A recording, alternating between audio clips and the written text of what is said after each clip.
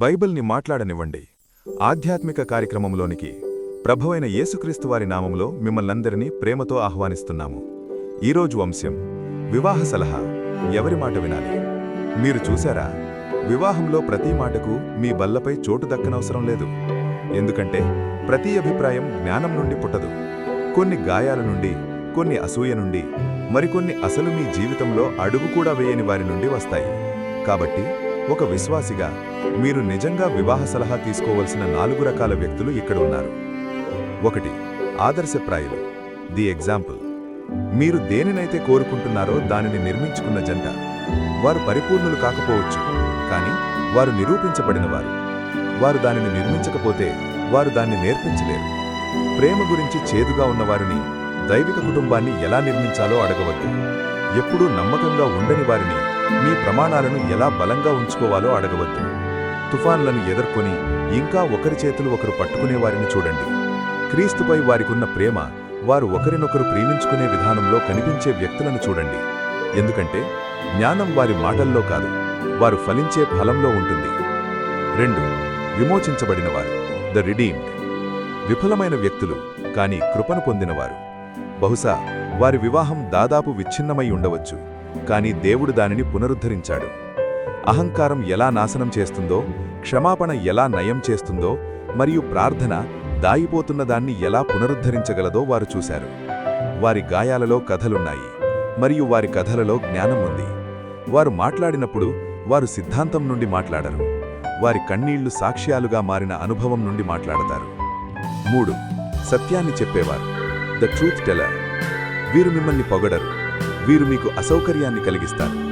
మీరు ఎప్పుడు స్వార్థంగా, అహంకారంగా లేదా అన్యాయంగా ఉన్నారో మీకు అర్థమయ్యేలా చెప్తారు.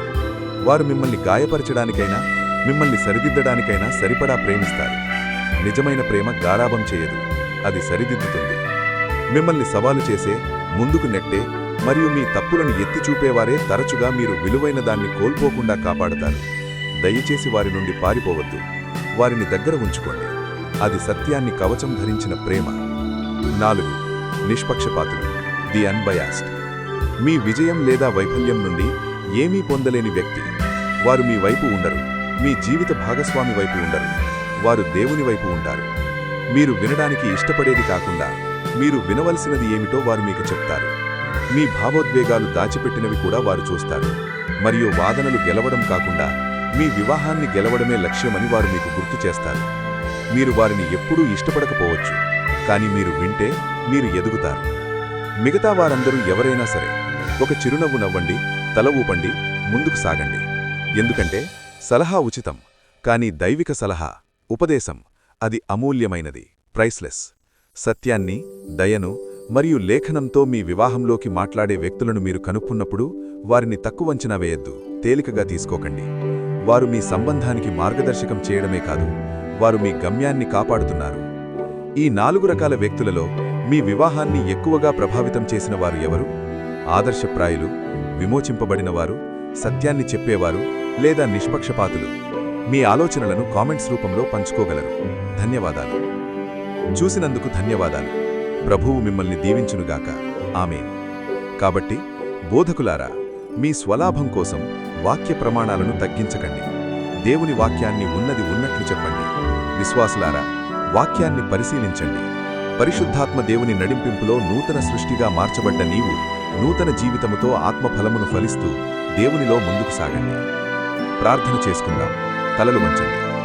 మహాఘనుడా, సర్వయుగాలలో సజీవుడా, స్తుతులకు పాత్రుడా, పరిశుద్ధుడా, ధవళ సింహాసనసీనుడా, సర్వాధికారి, మీకే వందనాలు. ఇంతవరకు వాక్యంతో మాట్లాడారు. దేవా, వాక్యంలో ప్రస్తుత పరిస్థితిని చూపించారు.